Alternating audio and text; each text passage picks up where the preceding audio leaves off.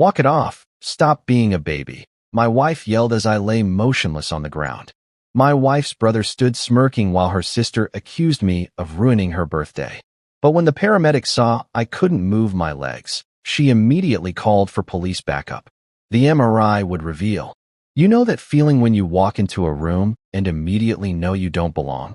That's exactly how I felt standing on Marissa's pool deck, watching the rain droplets still clinging to the fancy outdoor furniture like they were scared to let go. Hell, I didn't blame them. I was scared to let go too, but not of some overpriced patio chair. I was scared of what this whole damn party represented. The concrete under my work boots was slick, and I kept shuffling toward the edge of the pool area, trying to blend into the background like I always did at these family gatherings. My steel-toed boots felt completely out of place against all the designer sandals and boat shoes scattered around the deck. Everyone else looked like they'd stepped out of some country club catalog, and here I was in my wrinkled khakis and company polo, still smelling like the warehouse from my double shift that morning. Tracy was across the yard, and damn if she didn't look right at home with her people. She had that laugh going. You know the one, where she throws her head back and shows off those perfect white teeth her daddy paid for. She was clutching some fancy cocktail that probably cost more than I made in a day, standing next to her brother Brent and sister Marissa like they were posing for a magazine spread. The golden children, all three of them, with their perfect lives and perfect problems. I should have stayed home. Should have told Tracy I was too tired, too busy, too whatever. But you don't say no to the Hendersons when they're throwing a party. Not if you're married to one of them, anyway. Not if you want to keep the peace in your own house. The party was in full swing around me. Kids splashing in the pool, adults networking over wine and cheese that had names I couldn't pronounce. I recognized most of the faces from previous family gatherings, but recognition doesn't equal belonging. These people knew exactly what I was. Tracy's blue-collar husband who didn't quite fit their mold. The guy who fixed things and moved boxes while they moved money and made deals. I was minding my own business, really I was. Just standing there watching the water ripple in the pool, thinking about how much overtime I'd need to pull to afford the electric bill this month, when I saw him coming. Brent, that swagger of his that screamed privilege and entitlement from 50 yards away. He had that look in his eyes, the same one he'd had since the day I married his sister. That look that said he was about to have some fun, and I was going to be the entertainment. Everett. His voice cut through the party chatter like a knife through butter. There's my favorite brother-in-law. Favorite and only, but who's counting? I forced a smile and gave him a nod. Hey, Brent. Hell of a party. You know what this party needs. He was grinning now, that shark-like smile that made my stomach twist. Some excitement. Some real fun. I could feel the eyes on us already. The other guests sensing something was about to happen, turning to watch like we were the main event. This was how it always went with Brent. He needed an audience for his games, needed witnesses to his dominance. And I was always his favorite target. Come on, Everett, he called out, loud enough for everyone to hear. Let's show these people some real fun. I took a step back, my boots scraping against the wet concrete. I'm good, man. Really, just enjoying the party. But Brent wasn't taking no for an answer. He never did. That's when I felt his hand clamp down on my arm. Not friendly, not playful, but possessive, like I was his property to do with as he pleased. No, no, no, I said, trying to keep my voice calm, trying not to make a scene. Brent, I'm in my work clothes, man. I don't want to. Don't be such a buzzkill. Tracy's voice cut through my protests like she was scolding a child. She didn't even look up from her conversation, just waved her hand dismissively in my direction. It's Marissa's day, Everett. Stop being so damn dramatic. Dramatic. That was always her word for me when I tried to set boundaries, when I tried to say no to her family's idea of fun, when I didn't want to be the butt of their jokes or the target of their games. Dramatic. Marissa chimed in from across the deck, her voice sharp with irritation. Seriously, Everett, can you just go along with something for once? This is supposed to be my special day. The crowd was watching now, all of them, waiting to see what would happen next, waiting to see if I'd be a good sport or if I'd ruin the party with my drama. The pressure was suffocating, but it was familiar too. This was how it always went in Tracy's family. You played along with their games, or you were the problem. Brent's grip tightened on my arm. See, even the birthday girl wants you to have some fun. Come on, little brother. Little brother. I was 34 years old, but to Brent, I'd always be the little brother who needed to be put in his place. The outsider who needed reminding of where he stood in the family hierarchy. Brent, please. I tried one more time, but my voice was drowned out by his laughter and the encouraging calls from the crowd. Someone shouted, "Do it." Someone else was already pulling out their phone to record whatever was about to happen. That's when Brent spun me. Hard. Like I was a toy, like I weighed nothing at all. The world tilted sideways, and I felt my feet leave the ground. For a split second, I was airborne, completely at the mercy of momentum and gravity and Brent's idea of entertainment. I wasn't a child. I was a grown man with responsibilities and bills and a bad back from years of warehouse work. But in that moment, spinning through the air with the sound of laughter filling my ears, I felt as helpless as a kid being bullied on a playground. The edge of the pool was right behind me. I could see it rushing toward me as I spun, could see the concrete steps that led down into the water. Hard, unforgiving concrete that didn't care about birthday parties or family dynamics or keeping the peace. This was supposed to be just a joke, right? Just Brent being Brent, just family fun that I'd laugh about later. That's what Tracy would say afterward, what they'd all say. Just harmless fun that went a little too far. But as I felt Brent's hands release me, as I felt myself falling backward toward those concrete steps, I knew this wasn't going to be funny at all. You ever have one of those moments where everything slows down like you're watching it happen to someone else? That's exactly what it felt like when Brent let go of me. 1 second I was spinning through the air like some kind of twisted carnival ride, and the next I was watching myself fall backward in what felt like slow motion. My arms were flailing, trying to grab onto something, anything, but there was nothing but empty air and the sound of people laughing. The laughter was the worst part, not the falling, not even the fear of what was coming, but hearing all these people finding my terror hilarious. Like my panic was the punchline to some joke I wasn't in on. I could see Tracy from the corner of my eye as I spun, still holding that damn cocktail, still wearing that expression like I was embarrassing her just by existing. Her lips were moving, probably complaining to whoever would listen about how I always had to make everything about me. Classic Tracy. Even when I was literally falling through the air, she made it about how it affected her. Time stretched like taffy as I stumbled mid-spin, my work boots trying to find purchase on the wet concrete, but finding nothing but slick surface and gravity pulling me down. My body was completely off balance, arms windmilling uselessly as I realized with crystal clarity exactly where I was headed. The concrete steps. Jesus Christ, the concrete steps. I'd noticed them earlier when I was trying to stay out of everyone's way. 3 sharp-edged steps leading down into the shallow end of the pool. Expensive-looking stone, probably some fancy Italian marble that cost more than my truck. Beautiful to look at, but hard as hell and completely unforgiving. My back hit those steps with a sound I'll never forget. Not a thud, not a splash, but a crack. A sharp, definitive crack that seemed to echo across the entire yard like a gunshot. The kind of sound that makes everyone stop talking, even if just for a second. But they didn't stop talking. They didn't even stop laughing. The pain was immediate and absolute. Not like when you bang your shin on a coffee table or stub your toe. This was different. This was my entire world suddenly narrowing down to one single point of agony that radiated out from my lower back like lightning. I tried to suck in air, but my lungs felt like they'd forgotten how to work. I was lying there on those damn steps, half in the pool, half out, my work shirt soaked through and clinging to my skin. The water was warm against my back, but I couldn't feel anything below my waist. Nothing. Like someone had just erased the bottom half of my body. Walk it off, Everett. Tracy's voice cut through the haze of pain and shock. She was actually shouting at me, her voice sharp with irritation and embarrassment. You're embarrassing us. Don't be such a baby.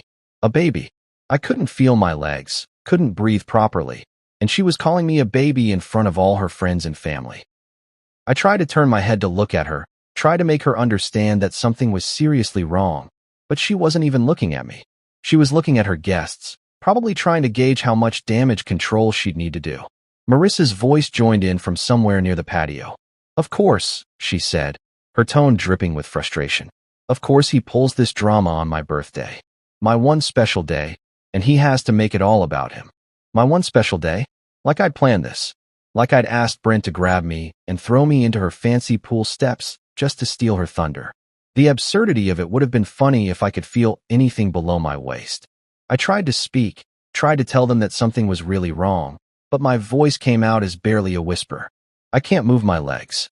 The words hung in the air for a moment, but nobody seemed to hear them over the sound of their own complaints and excuses. Brent was somewhere behind me, probably trying to figure out how to spin this into another joke. The other guests were starting to drift back to their conversations, the entertainment apparently over. But then everything changed. Samantha, one of Marissa's friends who I'd barely noticed before, suddenly appeared beside me. While everyone else was bitching and moaning about their ruined party, she was actually looking at me. Really looking, with the kind of focused attention that made me realize she wasn't just another country club princess. "Hey," she said, her voice calm but urgent as she knelt down next to me. "Hey, can you hear me?" I nodded, or tried to. Everything felt disconnected, like my head was floating separately from the rest of me. "I need you to try something for me, okay?" Her hands were moving over my legs, checking for something I couldn't understand. "Can you feel this?" She pressed down on my shin, then my thigh, then my ankle. "Nothing. Absolutely nothing." "Can you wiggle your toes for me?" I tried. God, I tried so hard. I stared down at my feet, willing them to move, concentrating every ounce of energy I had left on just making my toes twitch. But it was like sending signals to a phone that had been disconnected. The message wasn't getting through. Samantha's face went white. Not pale, not concerned white. The color drained out of her cheeks so fast, it was like watching someone pull the plug on a bathtub. "Nobody touch him," she said, her voice suddenly carrying the kind of authority that made everyone stop what they were doing. "Nobody move him at all." The laughter died. Finally, blessedly, the laughter died. "What's wrong with him?" Tracy's voice had changed now, less irritated and more worried. Like maybe she was starting to realize this wasn't just me being dramatic. "This could be spinal," Samantha said, already pulling out her phone. "This could be really, really bad." Spinal. The word hung in the air like a death sentence. I knew what that meant, even through the shock and pain. I'd seen enough movies, heard enough stories. Spinal meant wheelchairs. Spinal meant never walking again. The concrete steps were still digging into my back, but I couldn't feel them anymore. Couldn't feel the warm pool water lapping at my sides. Couldn't feel my legs at all. Just dead weight. Just nothing. The shift in the air was instant. One moment, everyone was treating this like some slapstick comedy routine, and the next, Samantha's voice cut through the party chatter like a scalpel through skin. "Everyone back up. Now." She wasn't asking. She was commanding, and something in her tone made even Brent shut his mouth for once. "I mean it. Get away from him. Nobody touches him. Nobody moves him. Nobody does anything." I was still lying there on those concrete steps, feeling like I was watching this whole scene unfold from somewhere outside my own body. The pool water was getting warmer around me, or maybe I was just getting colder. Hard to tell when half your body has basically gone offline. Samantha was crouched next to me, her hands hovering over me, but not quite touching, like I was some kind of bomb that might go off if she made the wrong move. Her face was dead serious now, none of that polite party smile she'd been wearing earlier. "What's your name?" she asked me, her voice steady and professional. "Everett," I managed to croak out. My voice sounded weird, like it was coming from someone else's throat. "Okay, Everett. I'm Samantha. I'm a paramedic, and I need you to listen to me very carefully. You're going to be okay, but I need you to stay very, very still. Can you do that for me?" A paramedic. Thank God. Finally, someone who knew what the hell they were doing instead of just standing around making jokes about my pain. "Can you feel this?" She touched my leg again, pressing firmly against my calf. I stared down at her hand, willing myself to feel something, anything. But it was like watching someone touch a mannequin. I could see it happening, but there was no sensation, no connection between what my eyes were seeing and what my body should have been feeling. "No," I whispered. "Nothing." She nodded grimly and pulled out her phone, but before she could dial, Brent decided to open his big mouth again. "Come on, Sam," he said with that forced laugh that meant he was starting to get nervous. It was just horseplay. Guys probably just winded, you know? Maybe pulled a muscle or something. Horseplay. Jesus Christ, he was still calling it horseplay. Samantha didn't even look at him. "Brent, I need you to shut up and step back. Right now." "Hey, there's no need to be. There's every need." Her voice was ice cold. You just threw a grown man backward into concrete steps. He can't feel his legs. This is not horseplay. This is a medical emergency. And if you don't get out of my way so I can help him, I'm going to have you arrested for interfering with medical care. That shut him up real quick. Brent's face went from cocky to pale in about 2 seconds flat. Good. Maybe now he was starting to understand that this wasn't just another one of his stupid pranks. Tracy, on the other hand, was still in full denial mode. She came stumbling over, that cocktail still clutched in her perfectly manicured hand like it was some kind of security blanket. Samantha, don't you think you're being a little dramatic? She was using that voice, the one she used when she was trying to manage a situation without actually dealing with it. Everett's always been prone to, making things seem worse than they are. He's probably just tired from work. Tired from work. Like exhaustion was what made your legs stop working. Ma'am, Samantha said without looking away from me. Your husband has suffered what appears to be significant spinal trauma. He has no sensation or movement in his lower extremities. This is not fatigue. This is not dramatics. This is a potential life-altering injury that requires immediate medical intervention. Life-altering injury. The words hit me like another punch to the gut. I knew it was bad, but hearing it spelled out like that by someone who actually knew what they were talking about made it real in a way it hadn't been before. Samantha was already dialing 911, holding the phone to her ear with one hand while keeping the other positioned near me, ready to stop anyone who might try to move me. This is Samantha Rodriguez, off-duty paramedic, she said into the phone, her voice crisp and professional. I need an ambulance at 1247 Oakwood Drive. Adult male, approximately 34 years old, possible spinal cord injury following blunt force trauma to the lumbar region. Patient is conscious and alert, but reports complete loss of sensation and motor function in both lower extremities. The way she talked, so calm, so precise, it was both reassuring and terrifying at the same time. Reassuring because finally someone was taking this seriously, terrifying because the clinical language made it sound even worse than I'd thought. No, do not attempt to move the patient, she continued into the phone.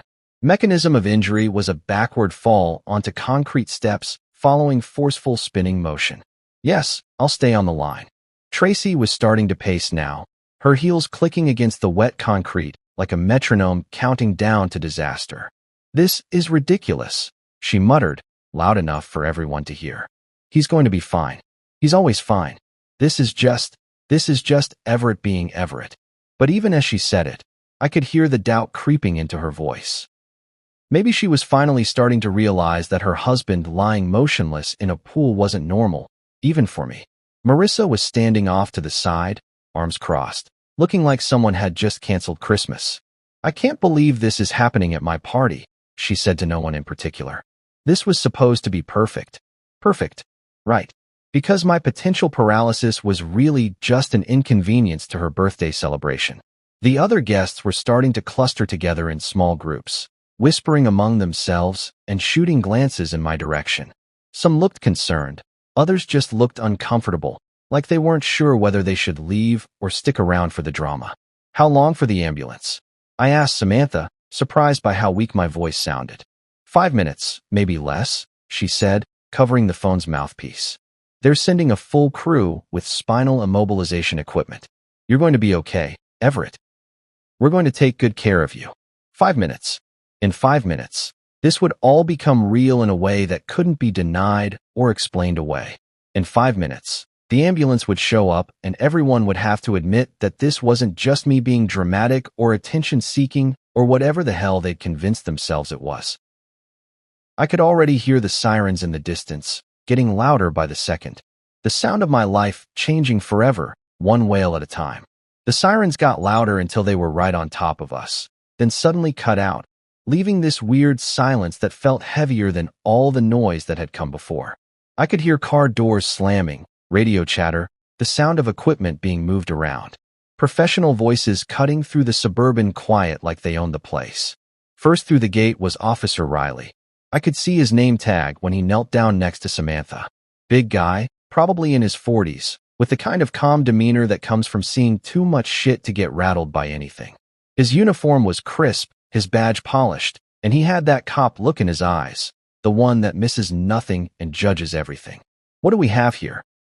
He asked Samantha, but his eyes were already scanning the scene, taking in the wet concrete, the pool, the crowd of overdressed people standing around looking uncomfortable. Adult male, spinal trauma from a fall, Samantha said, still in full professional mode. Witnessed event. No sensation or movement below the waist. Riley nodded and pulled out a small notebook. And you are? Samantha Rodriguez, paramedic with Metro West. I'm off duty, but I was here when it happened. The ambulance crew came through the gate next, 2 women in matching Navy uniforms, moving with that practiced efficiency that emergency responders get after years of dealing with other people's worst days. The older one, a black woman with silver-streaked hair and kind eyes, knelt down beside me while her partner started unpacking equipment from a bright yellow bag. "Hi there, I'm Cassidy," she said, her voice warm but professional. "I'm going to be taking care of you today. What's your name, sir?" "Everett," I managed. My mouth felt dry as sand, and my voice sounded like it was coming from the bottom of a well. "Okay, Everett, can you tell me what happened here?" This was it, the moment of truth. I could feel everyone's eyes on me. Tracy, Brent, Marissa, all the party guests who'd been laughing just minutes ago. They were all waiting to see what story I'd tell, probably hoping I'd downplay it, make it sound like an accident, keep the peace like I always did. But lying there on those concrete steps, unable to feel half my body, something had shifted inside me. Maybe it was the pain, maybe it was the fear, or maybe it was just finally having someone, several someones, who were actually listening to me instead of telling me to walk it off. Brent picked me up and threw me. I said, the words coming out clearer and stronger than I'd expected. I told him no. I told him I didn't want to do it. He grabbed me anyway, spun me around, and threw me backward into these steps. I can't move my legs. The silence that followed was deafening. I could practically hear Tracy's jaw drop, could feel Brent's panic radiating across the deck like heat from a fire. This wasn't the story they wanted me to tell. This wasn't me being a good sport about their family fun. Cassidy nodded calmly and looked over at Officer Riley. "You getting this?" "Every word," he said, scribbling in his notebook. Then he looked up at the crowd. "I'm going to need to speak with everyone who witnessed what happened. Nobody leaves until I've gotten statements from all of you." That's when Tracy decided to make her move. She came clicking over in those ridiculous heels, still holding that damn cocktail like it was some kind of prop. "Officer, I think there's been a misunderstanding," she said in that voice she used when she was trying to charm her way out of trouble. "My husband is he's been working a lot of double shifts lately. He's exhausted. Sometimes when he's tired, he gets a little confused, you know?" Confused. She was actually trying to tell a cop that I was confused about what had just happened to my own body. Cassidy didn't even look at Tracy. She was busy checking my pupils with a small flashlight, testing my reflexes, doing all those medical things that were way over my head. "Can you wiggle your toes for me, Everett?" I tried. Jesus, I tried so hard. I stared down at my feet, willing them to move, concentrating every ounce of energy I had left. But it was like trying to operate a remote control with dead batteries. The signal just wasn't getting through. "No," I said, and the word came out smaller than I'd intended. "I can't feel them at all." Cassidy exchanged a look with her partner, one of those professional glances that said more than words ever could. Then she looked over at Officer Riley. "We need to treat this as a potential assault with serious bodily injury," she said quietly, but not so quietly that I couldn't hear her. "This is an accidental trauma. Based on the patient's account and the mechanism of injury, this appears to be intentional. Assault." The word hung in the air like a thunderclap. Suddenly, this wasn't just a family incident or a party gone wrong. This was a crime scene. Brent must have heard it too, because he started backing away from the group. "Now wait just a damn minute," he said, his voice getting higher and more defensive. It was just fooling around. Guys being guys. He's being dramatic like he always is. "Sir, I'm going to need you to stay right where you are," Officer Riley said without looking up from his notebook. His voice was calm, but there was steel underneath it. "And I'm going to need you to stop talking until I'm ready to take your statement." "This is bullshit," Brent muttered, but he stopped moving. Cassidy was attaching some kind of monitoring equipment to my chest while her partner prepared what looked like a long yellow board. "Everett, we're going to get you immobilized and transported to the hospital. I'm not going to lie to you. This is serious. But you're in good hands now, okay? She was radioing in to dispatch, her voice professional and urgent. Unit 47 requesting police backup at current location. Suspected assault with bodily injury. Patient is a 34-year-old male with apparent spinal cord trauma following alleged physical assault. Everything stopped. The party guests, Tracy's complaining, even Marissa's birthday drama. It all just froze. Because those words made it official. This wasn't an accident. This wasn't horseplay. This wasn't me being dramatic. This was assault. And everyone at this fancy pool party was about to become a witness in a criminal case. Officer Riley looked up from his notebook and surveyed the crowd with those sharp cop eyes. Like I said, nobody leaves. This is now an active investigation. The blue lights from his patrol car were still flashing, casting everything in alternating shadows and harsh light, making the whole scene look surreal, like something from a TV crime show instead of a birthday party in suburbia. But it was real. Finally, terrifyingly, completely real. The ambulance ride was a blur of sirens, radio chatter, and Cassidy's steady voice talking me through every bump and turn. They had me strapped to that yellow backboard tighter than a Christmas present, my head immobilized between these foam blocks that made me feel like I was trapped in some kind of medical straitjacket. Every pothole we hit sent a jolt through my body that I could feel in my upper back, but nowhere else. A constant reminder that something was seriously, fundamentally wrong with me. East Haven General looked exactly like every hospital I'd ever seen in movies. All glass and concrete, and that sterile, antiseptic smell that hits you the moment the ambulance doors open. But this wasn't a movie. This was my life, and I was being wheeled through those automatic doors on a gurney, staring up at fluorescent lights that seemed to stretch on forever. The ER was surprisingly quiet for a Saturday evening. Cool, efficient, with that hushed urgency that hospitals do so well. Nurses in colorful scrubs moved around like they had choreographed every step, and everyone seemed to know exactly what they were doing except me. I was just cargo at this point, being transferred from one set of professionals to another like a package being delivered. They wheeled me into a room that smelled like disinfectant and fear. The walls were that hospital beige that's supposed to be calming, but just makes everything feel sterile and cold. There was a clock on the wall that ticked loud enough to count off the seconds of my terror, and a window that looked out onto the parking lot where normal people were living their normal lives. Dr. Neil Patterson introduced himself while the nurses were hooking me up to various machines that beeped and hummed like some kind of electronic orchestra. He was younger than I'd expected, maybe 45, with graying hair and the kind of calm bedside manner that probably took years to perfect. "Everett, I'm Dr. Patterson," he said, pulling up a chair so he could sit at eye level with me. "I understand you've had quite an ordeal today. The paramedics filled me in on what happened, but I'd like to hear it from you. Can you tell me about the fall?" So I told him. Again, the whole story, Brent grabbing me, spinning me, throwing me backward onto those concrete steps. The crack I heard when I hit. The way my legs just stopped working. Dr. Patterson listened without interrupting, occasionally making notes on his tablet, nodding in all the right places. "We're going to need to get some images," he said when I finished. "Starting with an MRI of your spine. I know that sounds scary, but we need to see exactly what we're dealing with before we can make any decisions about treatment." Scary didn't begin to cover it. I'd never had an MRI before, but I'd heard about them. The loud noises, the confined spaces, the way they could see inside your body and tell you things you didn't want to know. But what choice did I have? I couldn't feel my legs, couldn't move anything below my waist. I needed answers, even if those answers were going to destroy my life. The MRI machine looked like something from a science fiction movie, this huge white tunnel that hummed with barely contained energy. They slid me in there like I was being fed to some kind of technological monster, and for the next 45 minutes, I listened to sounds that belonged in a construction site, not a hospital. Banging, whirring, clicking, like someone was building a house around my head. I tried not to think about what they might find.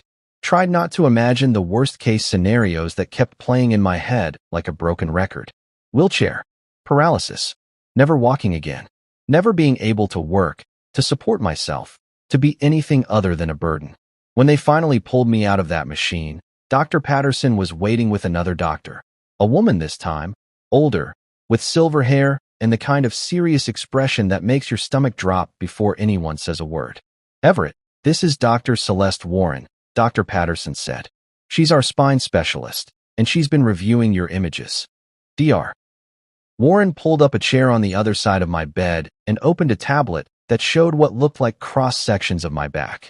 Black and white images that meant nothing to me, but apparently told her everything she needed to know. "Everett," she said, her voice gentle but direct, "you have a fresh fracture in your lumbar spine, specifically at the L2 vertebra. That's what's causing your current symptoms." A fracture. I'd broken my back. The words hit me like another fall, another crack against concrete. But Dr. Warren wasn't finished. "However, that's not all we found." She swiped to different images on her tablet, pointing to areas that looked damaged even to my untrained eye. "We discovered 3 older fractures in your spine as well. L4, T9, and T11. These are old injuries, Everett. Some of them appear to be months old, possibly even years." The room started spinning.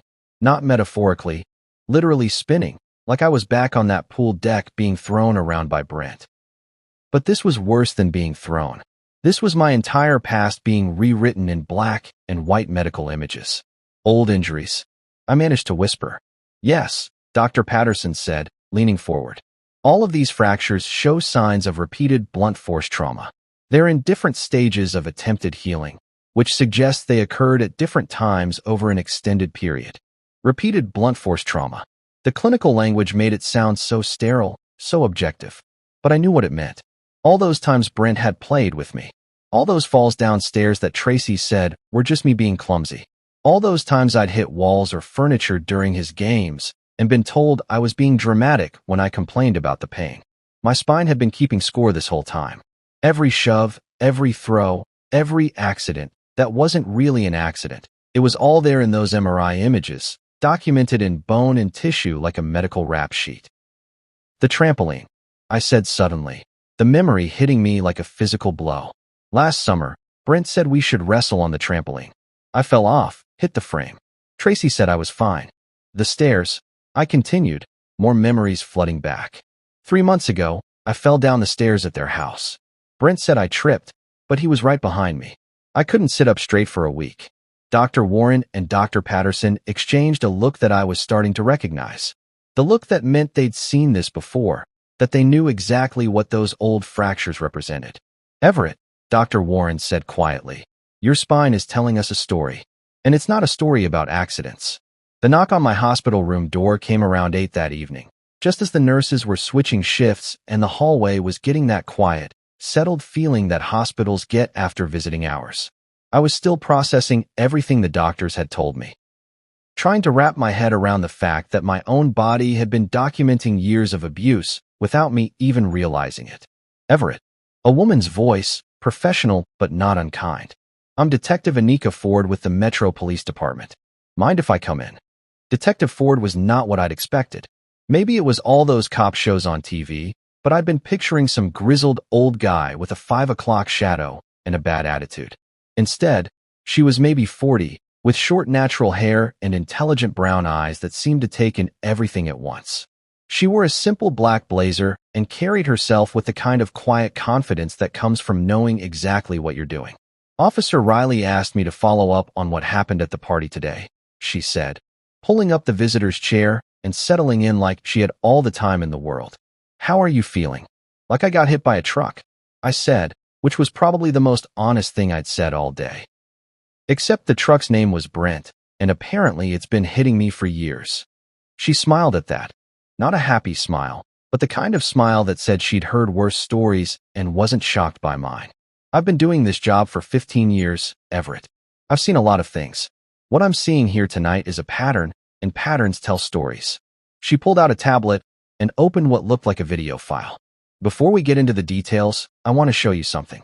One of the guests at the party recorded what happened. Are you up for watching it?" I nodded, even though part of me didn't want to see it. Didn't want to watch my own humiliation and pain played back in high definition. But another part of me, the part that had been called dramatic and attention-seeking for years, needed to see the proof. The video was shaky, obviously shot on someone's phone, but it captured everything. There I was, standing by the pool in my work clothes, clearly trying to stay out of the way. You could see me backing up when Brent approached, could hear me saying no, could see the exact moment when he grabbed my arm anyway. Let's show the guests some fun. Brent's voice was crystal clear on the recording, loud and boisterous like he was performing for an audience. Then came the spin. Watching it from the outside was somehow worse than living it. I could see how helpless I looked, how completely at Brent's mercy. The way he threw me wasn't playful, it was violent, deliberate, like he was trying to hurt me and didn't care who saw it. The crack when I hit those concrete steps was audible even through the phone's tiny speaker, sharp and final, like a gunshot. And then came the worst part, the laughter. So much laughter, while I lay there unable to move. "Stop being such a baby." Tracy's voice cut through the recording, dripping with contempt and embarrassment. You could see her in the background, rolling her eyes, more concerned about what the other guests thought than about her husband lying motionless in the pool. Detective Ford paused the video. "What do you see when you watch this, Everett?" "I see assault," I said, surprised by how steady my voice sounded. "I see my brother-in-law attacking me while my wife stood by and let it happen." "That's exactly what I see too." She made some notes on her tablet. "Officer Riley told me you mentioned this wasn't the first time something like this had happened. The doctors showed me your MRI results. 3 old fractures, all consistent with the kind of trauma we just watched." So I told her everything. The trampoline incident where Brent had wrestled me off the edge and I'd hit the metal frame hard enough to crack a rib. Though we hadn't known it was cracked at the time, because Tracy convinced me I was being dramatic about the pain. The stairs at Thanksgiving where Brent had accidentally bumped into me from behind and sent me tumbling down a full flight of concrete steps. The pool party 2 summers ago where he'd held me underwater as a joke until I nearly passed out. Every time, there was an excuse. Every time, it was just Brent being Brent, just family fun that went a little too far. Every time, I was the one being too sensitive, too dramatic, too unable to take a joke. "What about your wife?" Detective Ford asked. "What was her reaction to these incidents?" That was the hardest part to talk about, because while Brent was the one physically hurting me, Tracy was the one who made sure I never fought back, never complained, never stood up for myself. She was the one who convinced me that this was normal, that this was just how her family showed affection. She always took his side, I said. Always. If I complained about getting hurt, she'd tell me I was embarrassing her. If I tried to avoid his games, she'd say I was being antisocial. She made me feel like I was the problem for not wanting to be thrown around by her brother. Detective Ford nodded like she'd heard this story before. That's called enabling, Everett. And in some jurisdictions, it can be considered a form of abuse itself. Your wife had a duty to protect you, and instead she participated in a pattern of harm that went on for years. A pattern of harm. That phrase hit me like another revelation. Because that's exactly what it was. Not a series of accidents or pranks gone wrong, but a deliberate, sustained campaign of violence that had been normalized and excused until I didn't even recognize it as abuse. The good news, Detective Ford continued, is that we have everything we need to make this case. The video evidence is clear and unambiguous. The medical evidence shows a documented pattern of injuries. We have witness statements from the party guests, including the paramedic who treated you. She paused and looked at me directly. Based on the evidence, we're filing charges against Brent for assault with bodily harm. Given the severity of your injuries and the pattern we've uncovered, we're also looking at charges of aggravated assault and potentially domestic violence by proxy. What about Tracy? I asked. That's more complicated, but we're building a case for spousal neglect and obstruction of justice. She actively prevented you from seeking help for previous injuries and created an environment where the abuse could continue unchecked. I felt something I hadn't felt in years, validation.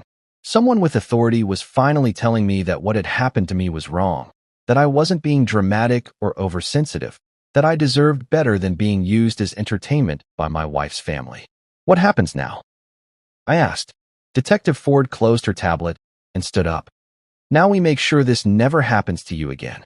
And we make sure Brent faces consequences for what he's done, not just today, but for years. She handed me her card. If you remember anything else, any other incidents, call me. Your spine has been keeping records, Everett.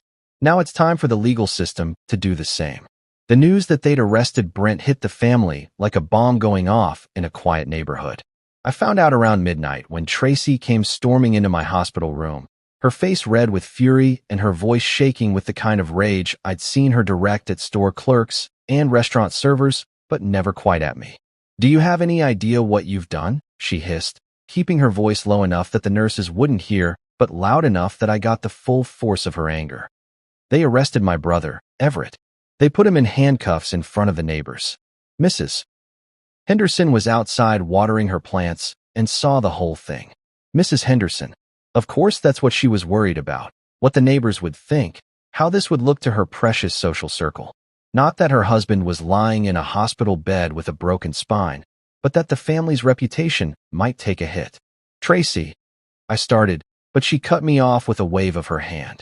"Don't. Just don't. This is exactly the kind of dramatic bullshit I should have expected from you. You couldn't just let it go, could you? Couldn't just accept that it was an accident and move on like a normal person would. An accident.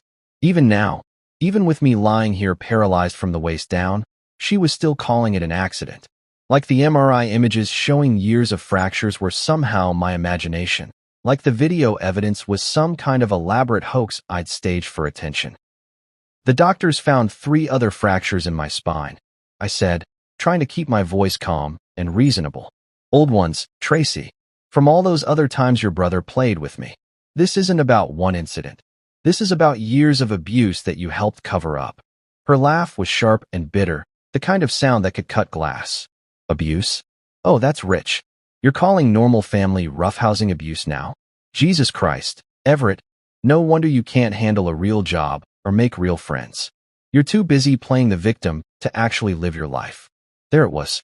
The same pattern that had kept me trapped for years, turning my pain into my failure, making my injuries into character flaws, making me the problem for getting hurt instead of addressing the person who was doing the hurting. But something was different now. Maybe it was the painkillers. Maybe it was finally having medical professionals and law enforcement take me seriously, or maybe it was just that I'd hit rock bottom and had nowhere left to fall. Whatever it was, I found myself speaking up in a way I never had before. "He threw me into concrete steps, Tracy. On purpose. And you stood there and watched it happen. You told me to walk it off when I couldn't feel my legs. What kind of wife does that? The kind of wife who's married to a man who makes everything about himself," she shot back. "Do you know what this is going to do to my family? To my career? I work in public relations, Everett. How do you think it's going to look when people find out my husband is pressing charges against my brother for playing around at a family party? Her career, her family, her reputation. Not once in this entire conversation had she asked how I was feeling, whether I was in pain, what the doctors had said about my prognosis. It was all about her and how my injury was inconveniencing her life. That's when Officer Riley appeared in the doorway, his expression grim. "Mrs. Henderson, I need to speak with you." Tracy turned toward him with that fake smile she used on authority figures, the one that said she was a reasonable person who could surely work out any misunderstanding. "Officer, I think there's been some confusion about what happened today. My husband tends to exaggerate." "Ma'am, you're under investigation for spousal neglect and obstruction of justice," Riley said, cutting through her charm offensive like a knife through butter. "Detective Ford has been reviewing the case, and your behavior both today and over the past several years suggests a pattern of enabling abuse and preventing your husband from seeking appropriate medical care." The color drained from Tracy's face so fast I thought she might faint. That's ridiculous. I would never." "You told a man with a spinal injury to walk it off," Riley continued. "You dismissed his pain as attention-seeking behavior. You actively discouraged him from reporting previous injuries. That's not spousal support, ma'am. That's criminal negligence." Tracy looked at me like this was somehow my fault, like I'd orchestrated this whole thing just to make her life difficult. "Everett, tell him. Tell him I'm not. Tell him this is all a misunderstanding." But I couldn't, because it wasn't a misunderstanding. It was exactly what it looked like. A woman who'd spent years enabling her brother's violence against her husband because it was easier than confronting the truth about her family. The explosion came around 2 in the morning. Not literally, though it felt like it, but emotionally, when my phone started buzzing with text messages from Tracy's extended family. Marissa was furious that her birthday party had been ruined by my drama. Their parents were threatening to sue me for defamation. Cousins and aunts and uncles I barely knew were weighing in with their opinions about what a troublemaker I was, how I'd always been jealous of Brent, how I was tearing the family apart with my lies. The messages kept coming, each one more vicious than the last. They painted me as a manipulative, attention-seeking liar who'd fabricated years of abuse just to destroy an innocent man's life. They said I was weak, pathetic, undeserving of the Henderson family name. They said Tracy deserved better than a husband who would betray her family like this. I was drowning in their anger, suffocating under the weight of their collective denial, when I heard a knock at my door. Soft, tentative, nothing like the aggressive entrance Tracy had made earlier.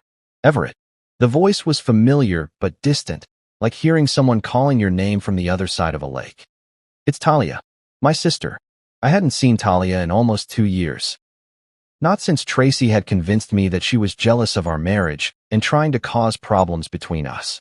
Looking back now, I realized that Tracy had been systematically isolating me from anyone who might have questioned what was happening to me. Talia stepped into the room cautiously, like she wasn't sure she'd be welcome. She looked older than I remembered, her brown hair streaked with gray, worry lines around her eyes that hadn't been there before. But when she saw me lying there in that hospital bed, her face crumpled with a pain that looked almost physical. "Oh, Everett," she whispered, and suddenly she was beside my bed, taking my hand in both of hers. I heard what happened. I came as soon as I could. "Talia," I said, and to my surprise, my voice came out cracked and broken. "I'm so sorry. For everything. For staying away, for not calling for." "Stop," she said firmly. "You don't apologize to me. I should have tried harder to stay in touch. I should have seen what was happening.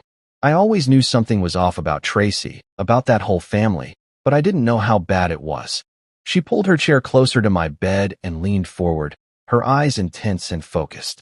"I want you to know something, Everett. I never stopped loving you. I never stopped worrying about you. And I never believed for 1 second that you deserved the way they treated you. For the first time in years, maybe for the first time since I'd married Tracy, someone from my family was telling me that I mattered, that I was worth protecting, that I deserved better than what I'd been getting. And for the first time since this whole nightmare started, I cried." The surgery came 3 days later. Dr. Warren explained it like she was talking about fixing a car engine, rods and screws and fusion procedures that would stabilize my spine and hopefully give me the best shot at walking again. Best shot being the operative phrase, because nobody could promise me anything except pain and a long road to recovery. I woke up from the anesthesia feeling like I'd been hit by that same truck all over again, except this time it had backed up and run me over a few more times for good measure. The incision in my back felt like someone had taken a blowtorch to my spine, and the drugs they gave me for the pain made everything fuzzy and distant, like I was watching my life happen to someone else. But the worst part wasn't the physical pain, it was the fear. Every day, I'd stare down at my legs under those hospital blankets and will them to move, to twitch, to give me some sign that the surgery had worked. Some days I swore I could feel something, a tingling or a twinge, but the doctors warned me that phantom sensations were common and didn't necessarily mean anything. That's when Dr. Amelia Rojas entered my life like a drill sergeant in scrubs. She was maybe 5'0" but carried herself like she could bench press a pickup truck, with graying hair pulled back in a no-nonsense ponytail and the kind of direct stare that made you sit up straighter even when you were lying flat on your back. "Everett," she said on our first day, "I'm your physical therapist, and I'm going to tell you something right now that might piss you off. This is going to be the hardest thing you've ever done in your life. There are going to be days when you want to quit, when you want to give up and accept that this is as good as it gets. But I'm not going to let you." She was right about it being hard. Jesus Christ, was she right? The first week, all we did was try to get me sitting up without passing out. My balance was shot, my core strength was non-existent, and every movement felt like my spine was being twisted with a wrench. I threw up twice the first day, just from the effort of staying upright. Your body remembers pain, Dr. Rojas would say during the sessions that left me sweating and shaking. Now we need to teach it to remember strength. Meanwhile, Dr. Priya Jain was working on my head while Dr. Rojas worked on my body. She was younger than I'd expected for a trauma counselor, maybe 35, with kind eyes behind wire-rimmed glasses and a voice that made you feel like you could tell her anything. "You weren't weak," she told me during one of our sessions. You were systematically manipulated to believe you deserved the treatment you received. That's not weakness, Everett. That's psychological abuse. And it's just as real as the physical injuries. She helped me put words to things I'd never been able to articulate. The way Tracy would gaslight me into thinking my pain wasn't real. The way Brent's games always seemed to escalate when I tried to set boundaries. The way the whole family would close ranks and make me feel crazy for objecting to behavior that any normal person would recognize as abusive. The breakthrough came 6 weeks after surgery. I was in the physical therapy room, strapped into this contraption that was supposed to help me learn to balance again, when Dr. Rojas told me to try to stand. I'd been trying to stand for weeks with no success, my legs hanging like dead weight no matter how hard I concentrated. But something was different that day.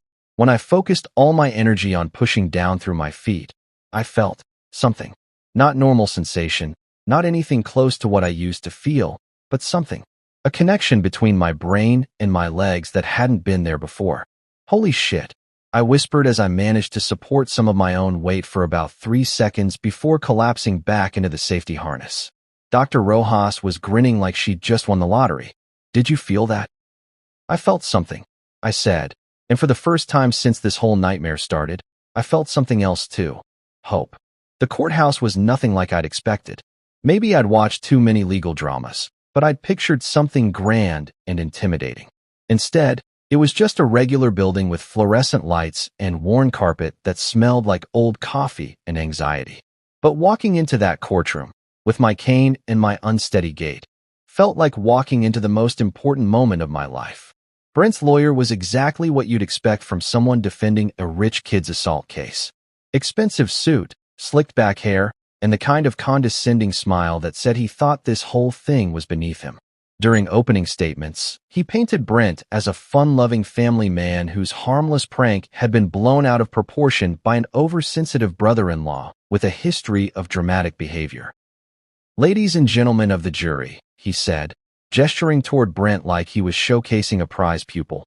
This was nothing more than typical family horseplay that unfortunately resulted in an accident.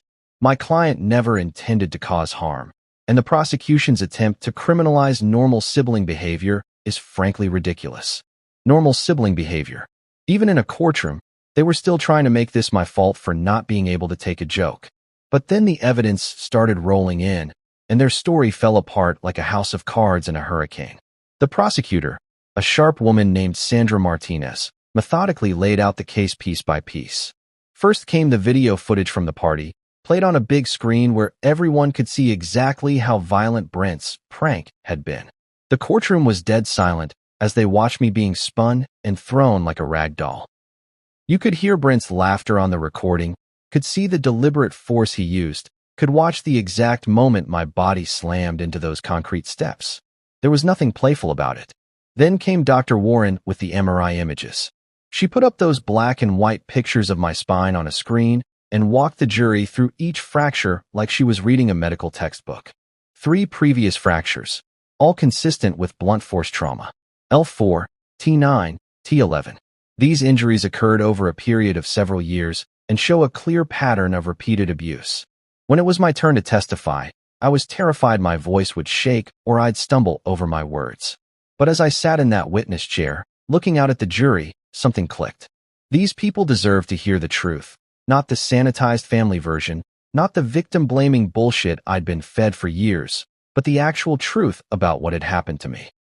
I told them about the trampoline incident, the stairs, the pool games that weren't really games. I explained how every injury had been dismissed. Every complaint had been turned back on me as evidence of my weakness or dramatic nature. Brent didn't just hurt me that day at the pool, I said, my voice steady and clear. He'd been hurting me for years, and my wife's family had been teaching me that it was my fault for not being tough enough to take it. Dr. Jane's testimony was devastating. She explained trauma bonding, gaslighting, and the psychological manipulation that keeps abuse victims trapped in cycles of violence. She made it clear that my reluctance to fight back or report previous incidents wasn't weakness. It was a predictable response to sustained psychological abuse. The jury deliberated for less than 3 hours. When they read the verdict, guilty on all counts, Brent's face went white. His lawyer immediately started talking about appeals, but the judge wasn't having it. "Mr. Henderson," Judge Patricia Monroe said, looking directly at Brent, "you have shown a pattern of violence toward your brother-in-law spanning several years. Your actions were deliberate, calculated, and resulted in serious bodily harm. This court sentences you to 5 years in state prison." Tracy got 18 months probation and court-ordered counseling for enabling abuse. As they led Brent away in handcuffs, Judge Monroe's closing words echoed through the courtroom. "You mocked his pain, dismissed his suffering, and treated him as less than human. But he survived your cruelty, and now justice has been served." 18 months later, I'm standing in my own kitchen making coffee in my own apartment, and I still can't quite believe this is my life now. The place isn't much, a one-bedroom in a decent neighborhood with hardwood floors that creak when I walk and windows that actually let in sunlight. But it's mine. Nobody here tells me I'm being dramatic when I need to rest my back. Nobody dismisses my pain or makes jokes about my limp. The limp is permanent, according to Dr. Warren. Some days it's barely noticeable. Other days I need the cane to get around without looking like I'm drunk. But I'm walking. Against all odds, against the initial prognosis that had me preparing for life in a wheelchair, I'm walking on my own 2 feet. The job at the Metro Men's Outreach Center started as volunteer work, something Dr. Jane suggested to help me process my own trauma by helping others work through theirs. Turns out, there are a lot of guys out there who've been told their pain doesn't matter, who've been convinced that speaking up about abuse makes them weak or dramatic. "You taught me to trust the quiet ones," Samantha told me last week when she stopped by the center. She's working as a trauma nurse now at East Haven General, and she makes a point of really listening to patients who aren't making a lot of noise about their pain. The ones who say they're fine when they're clearly not fine. "You taught me that quiet doesn't mean okay." I still get emails from Tracy. She's in therapy now, court-ordered at first, but she says she's continuing it voluntarily. Her messages have evolved from angry blame to something that might eventually resemble an apology, though we're not there yet. Her latest email accused me of wrecking everything by pressing charges, but there was less venom in it than before. Maybe that's progress. I don't respond to her messages anymore. Dr. Jane calls it protective boundaries, and I call it sanity. I didn't wreck anything. I just finally told the truth about what was already broken. The MRI scans are framed on my wall now. I know that sounds weird, but hear me out. Those black and white images of my fractured spine aren't just medical records. They're proof. Proof that I wasn't making it up, wasn't being dramatic, wasn't weak for not fighting back. Every crack in those vertebrae is documentation of survival. Sometimes people ask me if I'm angry about the years I lost, the pain I endured, the family that threw me away rather than acknowledge what they'd done to me. The honest answer is that some days I am angry, but mostly I'm just grateful.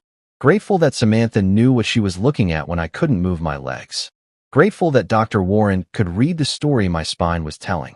Grateful that Detective Ford believed me when I finally found the courage to speak up.